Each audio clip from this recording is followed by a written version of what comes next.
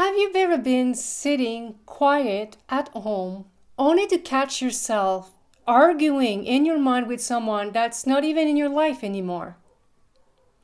Arguments that never seem to bring any kind of resolves or peace. In fact, they tend to creep up when you try to be at peace.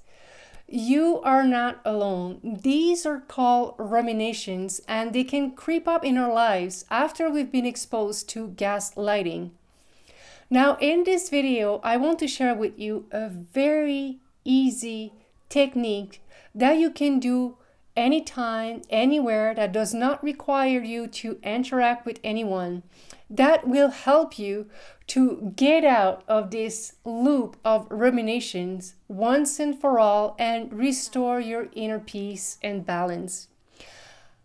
I first want to take a moment to explain what gaslighting might look like so we can better understand the dynamics behind the ruminations that follows. And then I can share the techniques, which there's two parts to it, and all of it will only take a few minutes of your time. So please get cozy, take a moment. My name is Isabel, and welcome to the download. So imagine this, you're at work and it's a big workplace, there's lots of people there, and then you hear of this woman who's going through a terrible breakup and she has nowhere to stay. And then you're like, well, I have an extra bedroom. Like maybe I could help her out. What? You're good nature, right? So you think that maybe you could just open this door to this person and you go talk to this person and they seem very sweet and she tells you she loves cooking and you're like, wow, this sounds like a good idea. What could potentially go wrong with inviting someone from work into my home that I barely know, right? So anyways, this person moves in and sure enough, they're hells on wheels. They do not clean up after themselves, and when you're bringing the issue, they always have an excuse why they cannot pick up after themselves. They always have reasons why they cannot clean when it was their time to clean. And not only that, but they become worse over time, leaving dirty dishes everywhere and they're wet towel on the floor. Like they're just a mess. Like you constantly have to pick after themselves. And then after a while, you just get fed up and you're tired and you're like, no, I'm sorry, but I cannot live like this. You're not putting in your weight in this situation. And I want you to move out. Then this is where they lashes out at you. And they're like, oh my God, you're a terrible person. I can't believe you're doing this to me while I'm going through this terrible breakup. Like it's been 3 months, right? And they don't only leave, but then they go into the workplace and they start spreading rumors about you, bad-mouthing you at work, telling you you're a terrible person, you're this and you're that, and you're like, whoa, what just happened here? This is gaslighting. And first, actually, this technique is called DARVO. What they just did to you is deny, attack, reverse victim, and oppressor, offender. So essentially is these people, when they are faced with a boundary and they're like, or a behavior that is unacceptable, instead of acknowledging it and taking responsibility for it and hopefully changing it, they entirely deny it and they make you look like an abuser for even calling them out in the first place. And that is gaslighting 101. This is what gaslighting looks like. And if you've been through something like this, I'm very, very sorry. No one deserves this. It's not your fault. You weren't stupid. The dynamics, we're going to uncover it here, and I'm going to help you heal from that. And the reason we experience ruminations after the person is long gone is because there's been a sense of loss. There's been a sense of strong unfairness, and it was unfair. And there's a part of us energetically that want to recreate and restore this balance. And we're going through it by what should I have said? Because we don't want this to happen to us ever again. We're trying to be preventive. And we're like, how can I actually next time win this argument. And now we're sitting on our couch, and instead of being quiet and at peace, we're engaging in mental arguments. And this is a trap. This is a perpetual loop. If we go there, we're never going to get out of it. Why?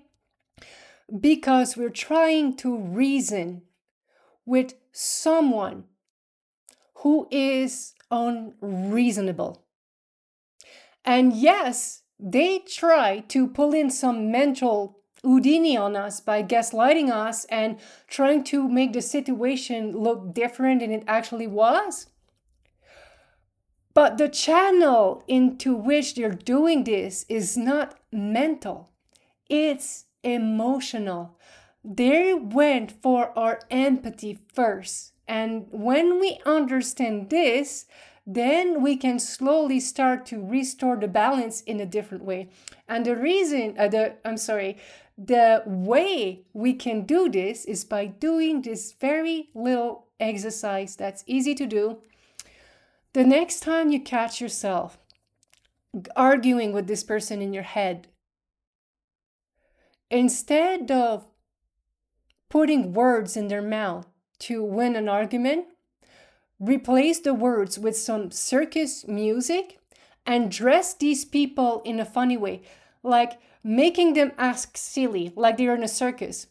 And you may think like, whoa, isn't that mean a little bit? Yes, first remember this two-part, but the reason it works, and when I do this exercise, it works every time, is because I'm not seeking to reclaim my mental space.